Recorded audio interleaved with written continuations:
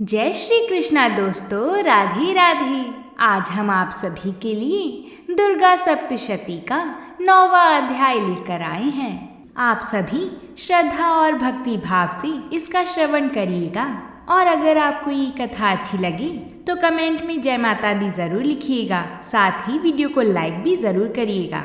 हम आप सभी के लिए ऐसी ही व्रतों से जुड़ी कथाएं लाते रहेंगे। जयकारा शेरा वाली दा, बोल सांचे दरबार की जय। राजा ने कहा, हे ऋषिराज, आपने रक्त बीज के वध से संबंध रखने वाला वृतांत मुझे सुनाया है। अब मैं रक्त बीज के मरने के पश्चात क्रोध में भरे हुए शुंभ और निशुंभ ने जो कर्म किए वह सुनना चाहता हूँ। महर्षि मेधा ने कहा, रक्त बीज के मारे जाने पर शुंभ और निशुंभ को बड़ा क्रोध आया और अपनी बहुत बड़ी सेना का इस प्रकार सर्वनाश होते देखकर निशुंभ देवी पर आक्रमण करने के लिए दौड़ा। उसके साथ बहुत से बड़े बड़े असुर देवी को मारने के वास्ते दौड़े और महापराक्रमी शुंभ चंडिका को मारने के लिए बढ़ा। फिर शुंभ और निशुंभ का देवी से घोर युद्ध होने लगा और वह दोनों असुर इस प्रकार देवी पर बाण फेंकने लगे जैसे मेघों से वर्षा हो रही हो। उन दोनों के चलाए हुए बाणों को देवी ने अपने बाणों से काट डाला और अपने शस्त्रों की वर्षा से उन दोनों दैत्यों को चोट पहुंचाई। निशुंभ ने तीक्ष्ण तलवार और चमकती हुई ढाल लेकर देवी के सिंह पर आक्रमण किया। अपने वाहन को चोट पहुंचा देखकर देवी ने अपने बाण से निशुंभ की तलवार व ढाल दोनों को ही काट डाला। तलवार और ढाल कट जाने पर निशुंभ ने देवी पर शक्ति से प्रहार किया। देवी ने अपने चक्र से उसके 2 टुकड़े कर दिए। दैत्य क्रोध के मारे जल भुन गया था और उसने देवी को मारने के लिए उसकी ओर शूल फेंका, किंतु देवी ने अपने मुक्के से उसको चूर चूर कर डाला। फिर उसने देवी पर गदा से प्रहार किया। देवी ने त्रिशूल से गदा को भस्म कर डाला। इसके पश्चात वह फरसा हाथ में लेकर देवी की ओर लपका। देवी ने अपने तीखे बाणों से उसे धरती पर सुला दिया। अपने पराक्रमी भाई निशुंभ के इस प्रकार से मरने पर शुंभ क्रोध में भरकर देवी को मारने के लिए दौड़ा। वह रथ में बैठा हुआ उत्तम आयुधों से सुशोभित अपनी 8 बड़ी बड़ी भुजाओं से सारे आकाश को ढके हुए था। शुंभ को आते देखकर देवी ने अपना शंख बजाया और धनुष की टंकार को भी अत्यंत दुस्साह शब्द किया। साथ ही अपने घंटे के शब्द से, जो कि संपूर्ण दैत्य सेना के तेज को नष्ट करने वाला था, संपूर्ण दिशाओं में व्याप्त कर दिया। इसके पश्चात देवी के सिंह ने भी अपनी दहाड़ से, जिसे सुन बड़े बड़े बलवानों का मद चूर चूर हो जाता है, आकाश, पृथ्वी और 10 दिशाओं को पूरित कर दिया। फिर आकाश में उछलकर काली ने अपने दांतों तथा हाथों को पृथ्वी पर पटका। ऐसा शब्द हुआ जिससे कि उससे पहले के सारे शब्द शांत हो गए। इसके पश्चात शिवदूती ने असुरों के लिए भय उत्पन्न करने वाला अट्टहास किया, जिसे सुनकर दैत्य थर्रा उठे और शुंभ को बड़ा क्रोध हुआ। फिर माता अंबिका ने उसे कहा, अरे दुष्ट, खड़ा रहे। ऐसा कहा तो आकाश से सभी देवता जय हो बोल उठे।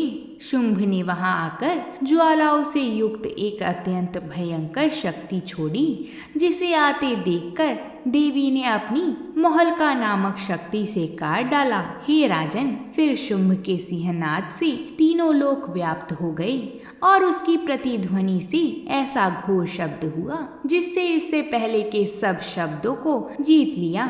शुंभ के छोड़े बाणों को देवी ने और देवी के छोड़े बाणों को शुंभ ने अपने बाणों से काटकर सैकड़ों और हजारों टुकड़ों में परिवर्तित कर दिया।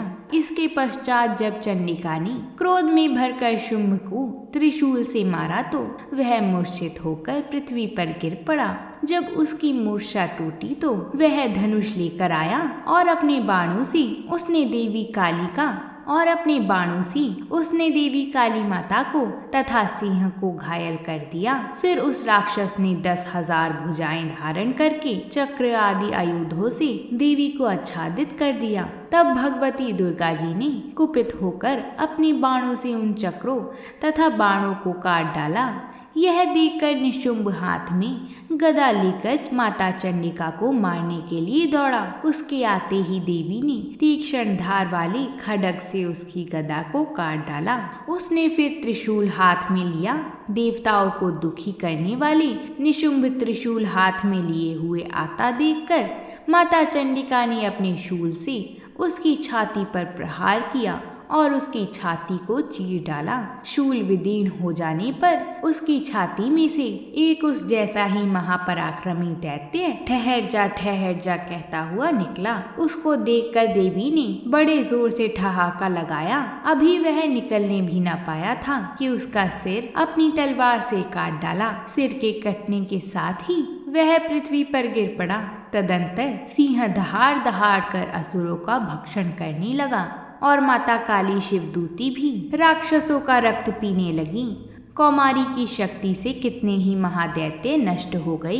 ब्रह्मा जी के कमंडल के जल से कितने ही असुर समाप्त हो गए। कई दैत्य महेश्वरी के त्रिशूल से विदीर्ण होकर पृथ्वी पर गिर पड़े और वराही के प्रहारों से छिन्न भिन्न होकर धराशायी हो गए।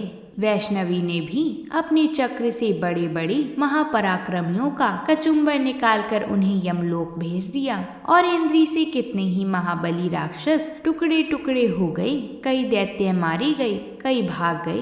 कितने ही माता काली शिवदूती और सिंह ने भक्षण कर लिया।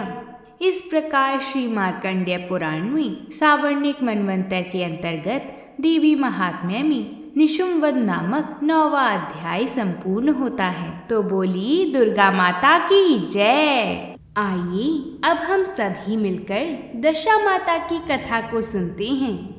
पुराने समय की बात है कि एक घर में एक जेठानी देवरानी रहती थी। वह दोनों निसंतान थीं। वह मेहनत करके पेट पालती थीं। दोनों व्रत पूजन कुछ भी नहीं करती थीं। एक दिन दोनों प्रातः काल गांव में आग लेने गईं। उस दिन गांव में दशा माता का पूजन था, इसलिए उन्हें किसी के यहाँ से भी आग न मिलने पर जेठानी देवरानी से बोली, आज हम दोनों का भी व्रत रहेगा। शाम को आग मिलने पर ही रसोई बनाकर भोजन करेंगी। शाम हो जाने पर जेठानी अपनी पड़ोसन के यहाँ से आग लेने गई। पड़ोसन ने उसे आदरपूर्वक बैठाया। जेठानी ने पड़ोसन से पूछा, दशा माता का पूजन करने से क्या होता है? पड़ोसन ने बताया कि जिस बात की इच्छा करके डोरा लिया जाता है वह इच्छा पूर्ण हो जाती है। जेठानी यह सुनकर पड़ोसन से बोली, अगली बार जब डोरा लेना हो तो मुझे भी बता देना, मैं भी डोरा लूँगी। जेठानी जैसे ही आग लेकर घर से बाहर आई तो उसे गाय चरकर आती दिखाई दी। ग्वाला पीछे आ रहा था। उसके कंधे पर एक बछड़ा था और एक गाय बछड़े को चाटते हुए चल रही थी। पड़ोसन ने ग्वाले से पूछा, तुम्हारी गाय के पहली बार प्रसव हुआ है क्या? ग्वाले ने बताया कि हाँ। पड़ोसन ने फिर पूछा, गाय ने बछड़ा दिया है या बछिया? ग्वाला बोला, बछड़ा है। यह जानकर जेठानी से पड़ोसन ने कहा कि घर जाकर दशा माता का डोरा ले लो। 9 दिन तक व्रत रखकर कथा सुनना तथा 10वें दिन सिर सहित स्नान करके पूजन करना। दशा माता चाहेंगी तो 10 दिन के भीतर ही तुम्हारी मनोकामना पूर्ण हो जाएगी। जेठानी ने घर जाकर सारी बातें देवरानी को बताईं। दोनों ने दशा माता से मनौती मांगी कि यदि हम दोनों की संतान होगी तो हम सुहागिनों को न्योता देंगे। दोनों ने दशा माता का डोरा लिया। दशा माता की कृपा से डोरे की पूजन से पहले ही दोनों देवरानी और जेठानी गर्भवती हो गईं।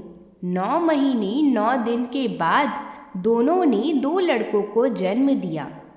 बालकों के नामकरण संस्कार के बाद देवरानी ने जेठानी से कहा, हमने जो सुहागनों को न्योतने की मनौती मांगी थी उसे अब पूरा करना चाहिए।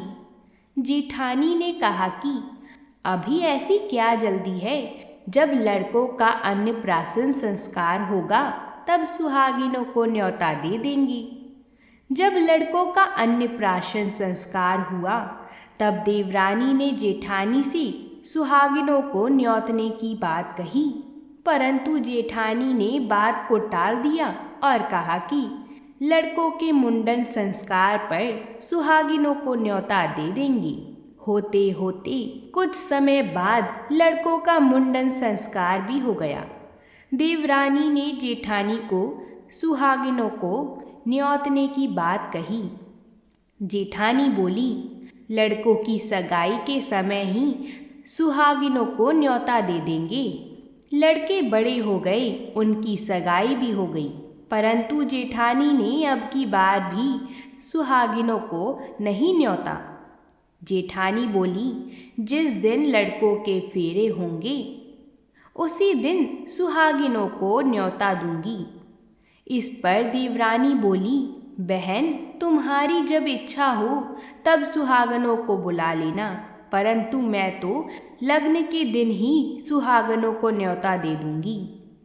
देवरानी ने लग्न के दिन ही सुहागिनों को न्योत दिया, परंतु जेठानी ने कुछ भी परवाह ना की। लगन के बाद माताओं का पूजन करके दोनों दूल्हे बारात सजाकर बैंड बाजे सहित अपनी बहुओं को ब्याहने चल दिए। देवरानी के बेटे का विवाह बड़े धूमधाम से सकुशल पूर्ण हो गया, परंतु जेठानी ने सुहागिनों को न्योता नहीं दिया था। इसीलिए दशा माता ठीक फेरों के समय उसे उठाकर ले गईं। दूल्हे के सहसा गायब हो जाने के कारण वर कन्या दोनों में हाहाकार मच गया। उसकी बारात खाली हाथ घर लौट कर आई, परंतु लड़की की माता बड़े संकट में पड़ गई कि अब इस अर्धब्याही लड़की से कौन विवाह करेगा। पड़ोस की चतुर सुहागिनों ने लड़की की माता को समझाया कि ब्याह का जो सामान बचा है उस सामान को लड़की के हवाले कर दिया जाए। लड़की भिखारियों को सदा व्रत देने लगी। एक दिन एक साधु तीर्थ यात्रा करते हुए वहां आई। गांव से घने जंगल में एक पीपल का पेड़ था। लोग इस पीपल के पेड़ को पारस पीपल कहते थे। उसी पेड़ पर दशा माता का निवास था। साधु चलता चलता शाम को उसी पेड़ के नीचे ठहरा। झाड़ूदार ने आकर उसी पेड़ के पास के मैदान में झाड़ू लगाई। भिस्ती ने मशक से वहाँ पर छिड़काव करवा दिया तथा माली ने यहाँ फूल बिखेर दिए। तब अनेक देवता अनेक प्रकार की पोशाक पहनकर आने लगी तथा स्थान पर बैठने लगी। सबसे बाद में स्वर्ग के राजा इंद्र का सिंहासन उतरा। इसी के साथ स्वर्ग की अप्सराएं आकर सिंहासन के चारों ओर नाचने लगीं। उसी समय अर्धब्याही लड़के को गोद में लेकर दशा माता पीपल के पेड़ से नीचे उतरी। इंद्र के साथ स्वर्ग से एक सूरा गाय भी आई थी।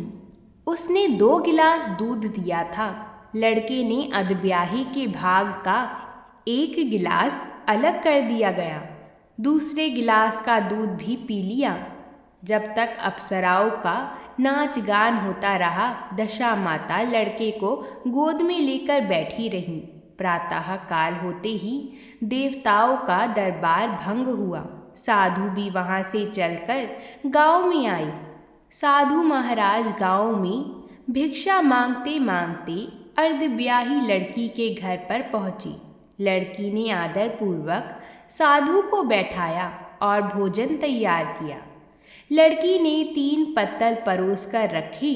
पहली पत्तल अर्धब्याही अपने पति के लिए रखी, दूसरी पत्तल बाबा जी के सामने रखी और एक पत्तल अपने सामने रखी। बाबा ने अपने आप कहा, वाह, जो बात मैंने रात वहाँ देखी वही बात यहाँ भी देखने को मिल रही है। लड़की ने पूछा, क्या बात है बाबा जी? साधु बाबा ने बात टालते हुए कहा, हम बैरागी लोग ऐसी अनेक बातें कहते रहते हैं, तुम्हें ऐसी बातों से क्या मतलब? तुम तो भोजन करो और भगवान का भजन करो। लड़की ने हट पकड़ ली। उसने कहा, जब तक आप अपनी कही बात का खुलासा नहीं करेंगी मैं भोजन नहीं करूँगी। इस पर भी साधु बाबा चुप रहे। तब लड़की बोली कि आप साधु हैं और मैं सती हूँ। आप या तो अपने कथन को स्पष्ट कीजिए कि आपने रात में क्या देखा, नहीं तो मैं आपको श्राप दे दूंगी। तब साधु बाबा ने रात का सारा किस्सा कह सुनाया। यह सुनकर लड़की ने बाबा के साथ पीपल के पेड़ के पास जाने का निश्चय कर लिया। साधु बाबा आगे आगे चले और लड़की उनके पीछे पीछे चलती रही। साधु बाबा लड़की को पारस पीपल के पास छोड़कर चले गए। संध्या होने पर नित्य की तरह जमादार ने झाड़ू लगाई। भिस्ती ने अपनी मशक से पानी का छिड़काव किया और माली ने फूल बिछाए। देवताओं के राजा इंद्र आए। अप्सराओं का नाच गान प्रारंभ हो गया। उसी समय दशा माता पीपल के पेड़ पर से उतरकर दरबार में बैठ गईं। लड़के ने सूरा गाय का दूध लिया और एक गिलास अधब्याही लड़की के लिए रख दिया। जैसे ही लड़के ने दूध का गिलास मुंह पर लगाया, त्यों ही लड़की दूसरा गिलास हाथ में लेकर वर के सामने आ गई। वह बोली, अपना भाग लेने के लिए मैं उपस्थित हूँ। मेरे लिए क्या आज्ञा है? मैं सेवा करने के लिए तैयार हूँ। तब लड़का बोला, मैं इस तरह से तुमसे नहीं मिल सकता। मैं दशा माता की सेवा में रहता हूँ। मुझे अभी दरबार में जाकर दशा माता की गोद में बैठना होगा। यदि तुम्हें मुझसे प्यार है तो दशा माता को प्रसन्न करके उनसे मुझे अपने लिए मांग सकती हो, तब मैं तुम्हारा हो सकता हूँ। लड़का दूध पीकर दशा माता की गोद में जाकर बैठा। लड़की अप्सराओं के साथ नाच गाने लगी। जब सवेरा हुआ तो दशा माता ने इस नई लड़की को बुलाकर पूछा, तुम कौन हो? तुम्हारी नाचने से मैं बहुत प्रसन्न हुई। जो कुछ मांगना है मांग लो। लड़की ने दशा माता से वचन ले लिया कि मैं जो कुछ मांगूंगी वह आप मुझे प्रदान करेंगी। तो माता ने उसे तथास्तु कह दिया। तथास्तु कहने के बाद लड़की ने दशा माता से अपने पति को पकड़कर कहा, मुझे यही चाहिए। दशा माता ने कहा, तूने मांगा तो बहुत, परंतु मैं वचन दे चुकी हूँ। इसी कारण मैं तेरे पति को तुझे वापस देती हूँ। राजा इंद्र ने पूछा कि भगवती, यह सब क्या राज है? मैं इस राज को जानना चाहता हूँ। तब दशा माता ने बताया कि यह लड़का मेरे वरदान से ही प्राप्त हुआ था और इसकी माता ने मनौती मांगी थी कि लड़का पैदा होने पर मैं सुहागिनों को न्योता दूंगी, परंतु उसने अभी तक अपना वचन पूरा नहीं किया। इस कारण मैं इस लड़के को विवाह मंडप से उठा लाई थी। यह लड़की उसकी अधब्याही पत्नी है और पतिव्रता है। पतिव्रता होने के कारण यह देव समाज में पहुंचकर मुझसे अपना पति मांग रही है। दशा माता की ऐसी वचन सुनकर इंद्र सहित सब देवताओं ने वर वधू के ऊपर पुष्पों की वर्षा की। तब तक साधु बाबा भी वहां पर आ गए। साधु बाबा दूल्हा और दुल्हन को साथ लेकर गांव की ओर चल पड़े। जब ये तीनों गांव के समीप पहुँचे तो गांव वालों ने दूल्हा दुल्हन को देखकर लड़की के पिता को सूचना दी कि तुम्हारी पुत्री एक दूल्हे के साथ आ रही है। जिस दिन से लड़की चली गई थी तो उसके पिता ने गांव वालों के डर से बाहर निकलना बंद कर दिया था। गांव वालों की यह भी बात सुनकर उसने घर के किवाड़ बंद कर लिए। उसने समझा लड़की साधु बाबा के साथ आ रही होगी, इसलिए लोग मेरा उपहास कर रहे हैं। जब गांव के बुजुर्गों ने भी वही बात बताई तब उसने घर के किवाड़ खोले और बाहर निकला। जब उसने सचमुच अपने द्वार पर लड़की और दामाद को खड़े देखा तो उसकी प्रसन्नता का ठिकाना नहीं रहा। लड़की के पिता ने इस खुशी के मौके पर बहुत दान पुण्य किया और फिर से विवाह की तैयारी की। लड़की ने अपनी माता से कहा कि इस तरह से विवाह नहीं होगा। पहले दूल्हे की माता सुहागिनों को न्योता देकर बारात लेकर आईं, तभी विवाह के नेक पूरे किए जाएं। लड़की के पिता ने लड़के के घर पर खबर भेजी। लड़के की माँ ने पहले सुहागिनों को न्योता दिया, तब बारात चली। बड़ी धूमधाम से विवाह हुआ। वर वधू दोनों अपने घर पर आ गई। वधू की खुशी में लड़के की माता ने दोबारा सुहागिनों को न्योता दिया। दशा माता ने जिस तरह सती की दशा बदली वैसे ही सभी का कल्याण हो। तो बोलिए दशा माता की जय हो। आइए अब हम सुनते हैं माँ दुर्गा की आरती को। जय अम्बे गौरी मैया जय श्यामा गौरी, तुमको निश दिन ध्यावत हरि ब्रह्मा शिवरी। ओम जय अम्बे गौरी मांग सिंदूर विराजत, टीको मृग मद को, उज्ज्वल से दो नैना चंद्र वदननी को।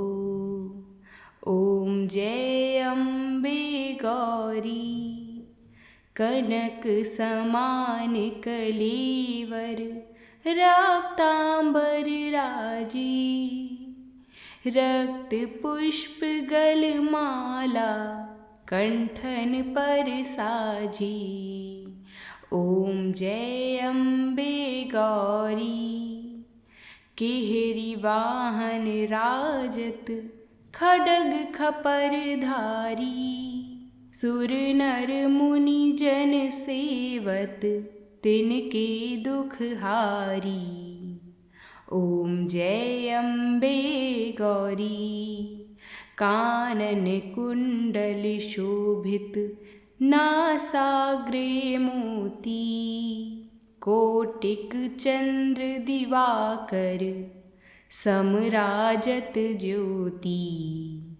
ओम जय अम्बे गौरी शुंभ निशुंभ विदारी, महिषासुर घाती, धूम्र विलोचन नैना, निश दिन मदमाती। ओम जय अम्बे गौरी चंड मुंड संहारी, शोणित बीज हरे, मधु कैटब दो मारे, सुर भयहीन करे। ओम जय अम्बे गौरी ब्राह्मणी रुद्राणी, तुम कमला रानी, आगम निगम बखानी, तुम शिव पटरानी। ओम जय अम्बे गौरी 64 योगिनी गावत, नृत्य करत भैरू, बाजत ताल मृदंगा और बाजत डमरू।